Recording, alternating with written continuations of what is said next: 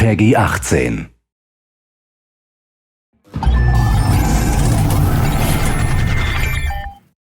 Hello everyone, I'm Colin Graham. I'm the animation director on Watch Dogs, and today I'm excited to present to you a vertical slice of the Watch Dogs free roaming experience. So actually, this is not a mission. Everything we're going to showcase today is completely systemic, and we're free to do as we please.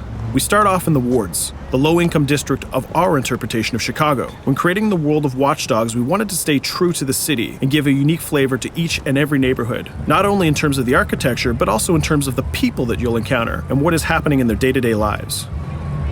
In the wards, you'll see working-class citizens, rusty cars, gang members, abandoned houses, and low-grade pawn shops. It's really not the kind of place that you're going to want to be alone after dark.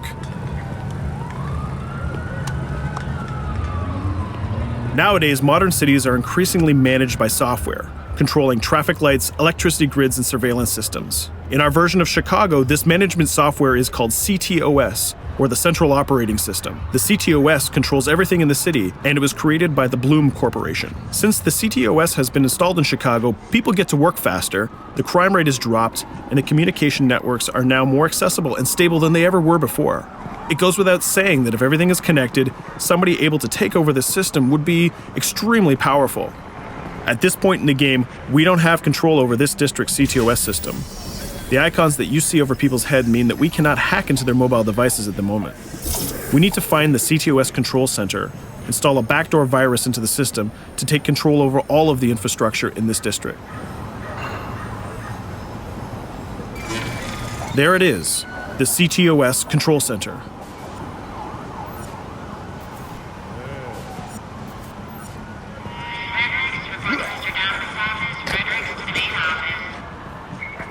Watch it. You're walking someplace you got no business. It's heavily guarded.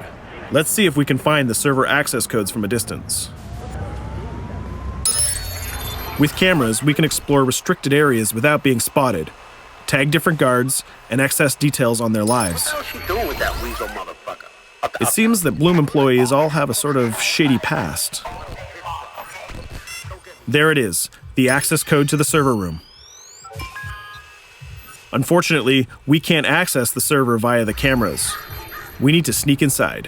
One thing that was really important to us when we designed Watch Dogs was to fully support different player styles. Every situation in the game can be tackled the way the player sees fit.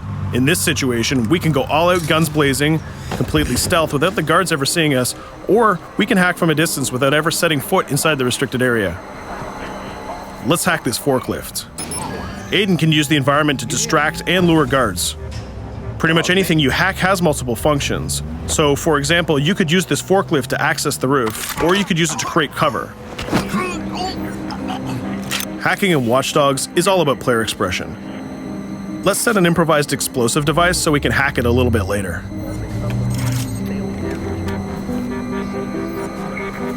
You'll also notice Aiden's low-profile stance. This indicates when the guards are unaware of our presence. We'll try to reach the upper level of the building to see if we can gain a vantage point over our opponents. Everything in the environment can be hacked, so we're going to make some dynamic cover. That's how you spend a day off. Some quality meat. We'll use this forklift to lure the guard towards our IED that we set earlier. Let's see how this plan unfolds. You're working them on.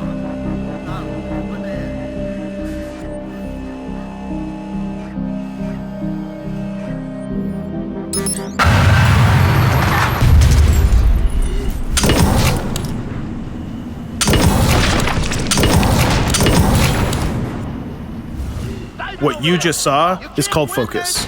It represents Aiden's analysis capabilities and his quick reflexes. This gives the player more time to combine core game mechanics together, such as shooting, hacking, and driving, in order to handle more complicated situations.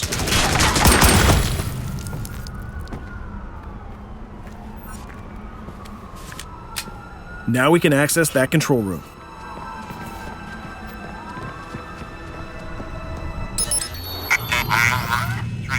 Drop 2, 5.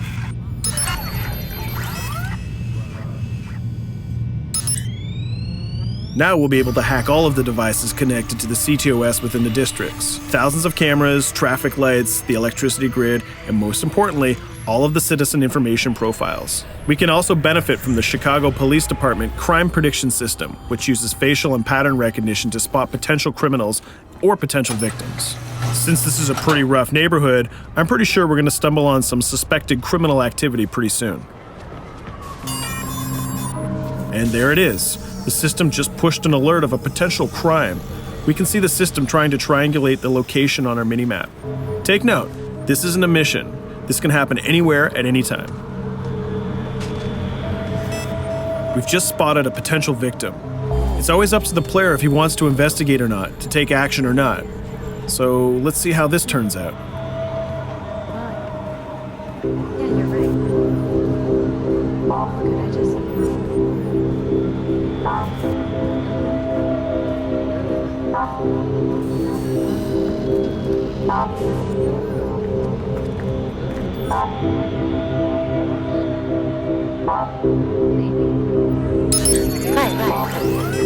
You think you're leaving me? Huh? Jesus, I told you to stay away from me! You belong to me now. Get it? You better leave or I'll call the cops!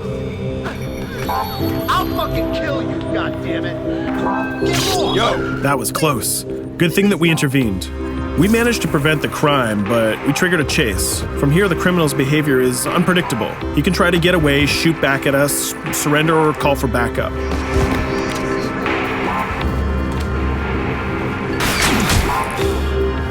It seems like he decided to get away by car. Let's chase him down. In Watch Dogs, we have a wide variety of vehicles. Each one of them has their own unique properties and handling. Let's see how we can use the CTOS to our advantage to neutralize this criminal and leave the cops to deal with him later.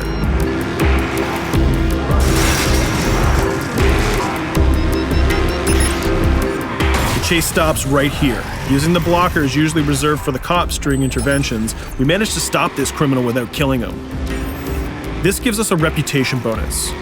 This system is at the core of the Watch Dogs experience. Depending on how we handle different situations in the game, the media and the citizens will have a different perception of our hero, whether he is a true vigilante or a reckless criminal. This will have repercussions throughout the game. Now, let's head for the Loop, the historical district of Chicago, where you're going to find the most iconic buildings in the city.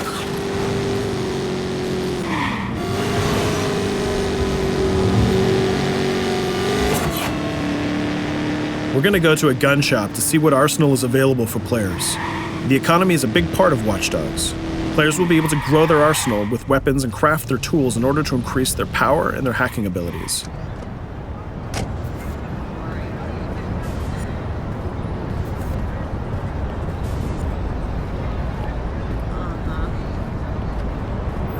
No, it's okay.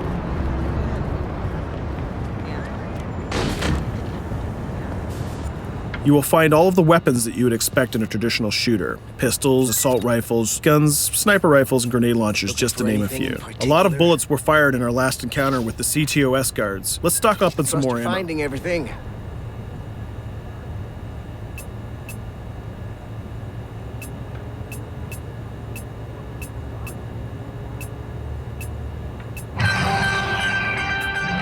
As we mentioned earlier, the media keep track of your actions and the citizens are going to react according to the perception that they have of you. Here, the media is reporting a crime in which you are the #1 suspect. The gun shop owner recognized you and decided to trigger a silent alarm to notify the police. Copy that. Possible wanted suspect presumed armed and dangerous. Police are now trying to locate the source of the threat using the surveillance system in the city, represented by the yellow circles on the minimap. Come in, PH3.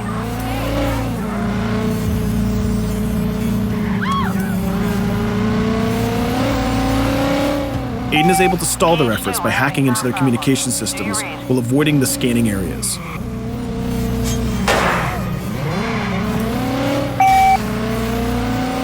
PH units, do you copy? Repeat, squad to all PH units. Once they've lost our trail, we can go back to our activities.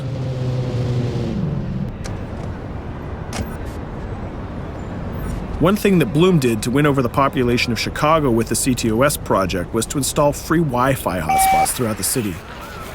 Free Wi-Fi is cool, but not very safe with someone like Aiden Pierce around. Hacking into this box is going to give us access to every device that's connected to it. So let's see where that brings us.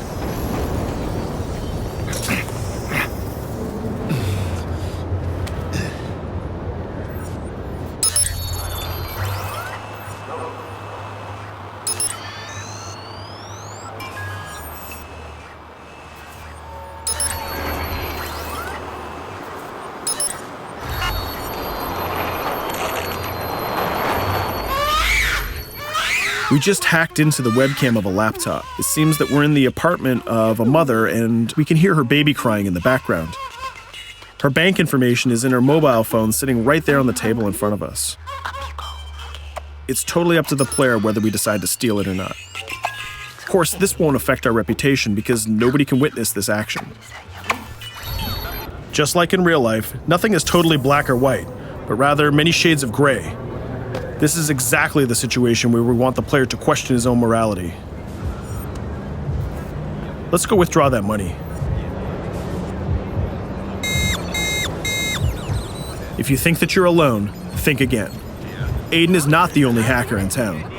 Someone's trying to install a backdoor virus on Aiden's phone in order to steal a portion of the information that he's gathered through the game so far. First, we're gonna have to reach the area where the signal is coming from.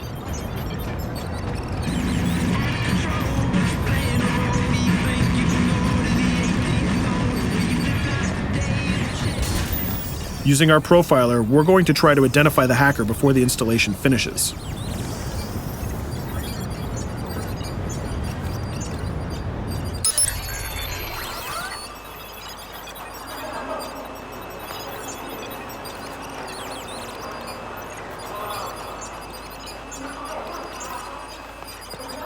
There he is. In Watch Dogs, things aren't always what they seem to be. This is actually another player that seamlessly came into our single-player experience. Let's not let him get away with this. We're going to teach this guy a lesson.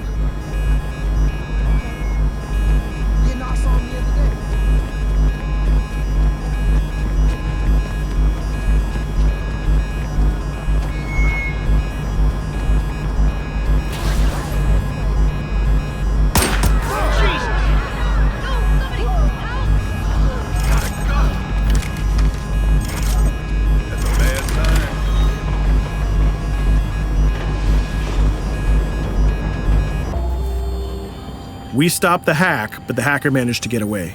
I don't know about you, but we can't let this pass by. We need to retaliate. Using the grid, let's see if we can find that second player. There he is. Let's enter his game seamlessly.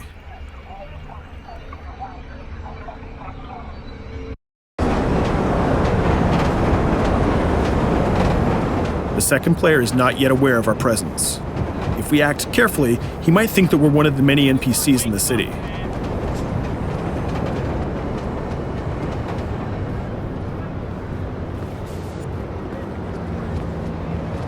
What was that?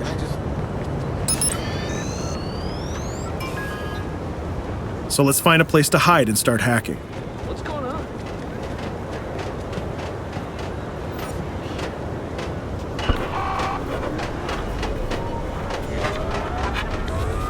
The second player has just been alerted that a breach has occurred on his phone.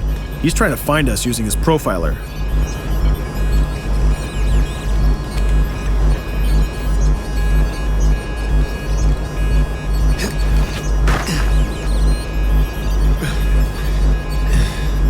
He's dangerously close. Let's hide in the car.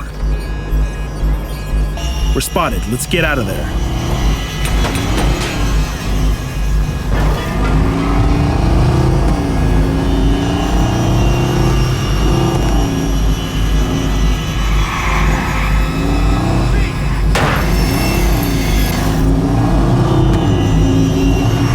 Let's set up an ambush right here. By dragging the other player back here into the alley, we make sure that no civilians get hurt during the firefight. We didn't succeed in hacking the second player, but we did get a little bit of revenge. So that's what we have time for today. We hope you enjoyed our quick gameplay session. Stay tuned for more about Watch Dogs.